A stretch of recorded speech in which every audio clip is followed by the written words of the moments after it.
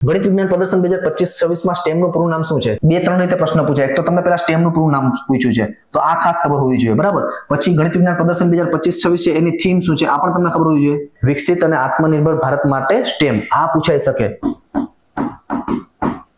Okay, આ એની theme છે, આ ખાસ પૂછાઈ શકે છે. અને હવે તો દર વર્ષે એક સેમિનારનું આયોજન કરવામાં આવે છે, 1 દિવસીય સેમિનાર. અને સેમિનારની થીમ પૂછે ને તો પ્લાસ્ટિક પ્રદૂષણ ઘટાડવું.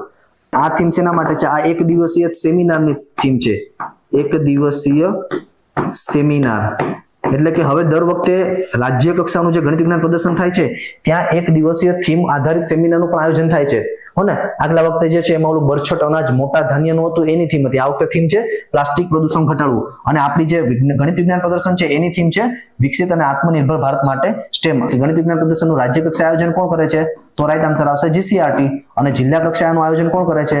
તો જવાબ આવશે ડીઆઈઈટી. તાલુકા કક્ષાએ આયોજન કોણ કરે છે? તો બીઆરસી. અને ક્લસ્ટર કક્ષાએ આયોજન કોણ કરે છે? સીઆરસી. ઓકે, ગણિત વિજ્ઞાન પ્રદર્શનનું આવી રીતે દર વર્ષે છે એનું આયોજન થાય છે.